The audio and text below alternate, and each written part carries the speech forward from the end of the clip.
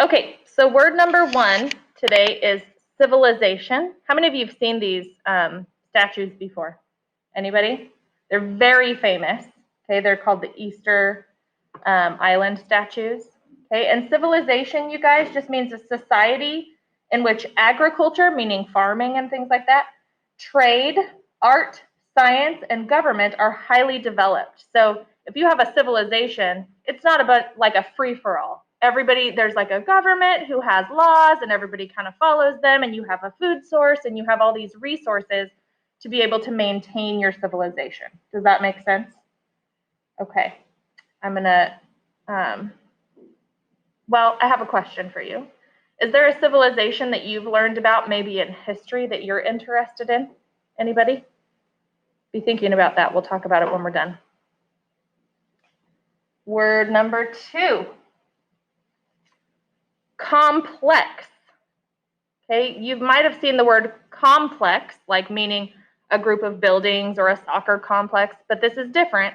Complex means something that's difficult to understand or something that's hard to do. So in this case, these kids are, maybe trying to put together a puzzle that's really hard. Maybe there's not a lot of great pictures in the pieces, and so they're trying to match them together. It's complex. It's hard to do, okay? And so I want you to be thinking about maybe a time where you did something that was complex or difficult, okay? Word number 3, cultivate. Okay, to cultivate is to improve something, to develop something, or to make something better. So, they were talking about the cranberry bogs and how they cultivated a system to be able to harvest them more efficiently by flooding the bogs so that they could have the cranberries rise to the surface. So this girl looks like she's cultivating this flower plant by watering it daily, making sure it gets plenty of sunshine. She's making it better. If she stopped doing that, what would happen to it? Well, it would shrivel up and die, right? So she's cultivating it, okay? We can cultivate other things too, by the way, like friendships, relationships with people. It's not all about like plants and things like that. Okay, the next word is devise. Devise. If you devise a strategy or devise a plan, you're thinking about it, you're planning it, you're coming up with a method to get to where you're trying to go. Okay, so this kid is like devising maybe a plan to create a dinner. Maybe he's going to make spaghetti sauce or something, and so he's getting all the ingredients that he needs. And you'll notice his mom is holding a list, we can assume, at the grocery store of all the things that he's going to need to execute his plan. Okay. Next word. Fashioned. Fashioned. Okay, so something that is fashioned is shaped or molded. It's not fashion in the sense of like, ooh, you're so fashionable, right? So this lady is shaping and molding this clay pot. How many of you have ever seen that before, where you have to, it spins on the thing and you're like fine-tuning it as you go around? Okay, so I want you to think of a time maybe where you have fashioned something, or perhaps maybe it's something else that could be fashioned out of clay, much like these vases that this lady is making. Okay, the next word is resourceful, and this, I would argue, is our most important word this week because it's what our entire week is about.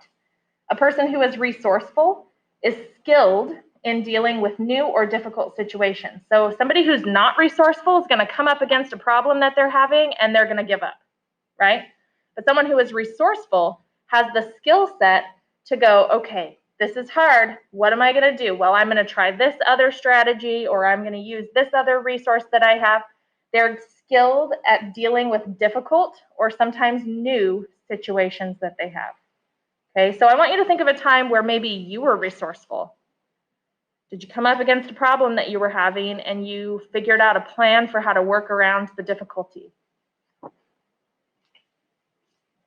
The next word is shortage. Okay, shortage. A shortage is a lack of supply. So you can see clearly in this picture there is a shortage of water in this area, and it's probably having all sorts of consequences for the plant life and things like that in the area. You can even see up along here, things are kind of dying away, right? And as this shortage of water continues, probably a lot of this green stuff is going to start to turn brown, right? It's going to start to die away. Why else might a shortage of water be dangerous? Because it's not just dangerous to plants, right? It's dangerous to us as well. So we're going to talk about that as soon as I'm done here. And the next one, or the last one I should say, is tormentors. Tormentors are people or things that cause pain. Okay, so people can be tormentors, right? If somebody's like bullying people and just terrible all the time, they're inflicting pain on a person. It doesn't even have to be physical pain, right? It can be psychological pain and hurt your heart. But in this situation, this lady's being tormented by mosquitoes or something like that, right?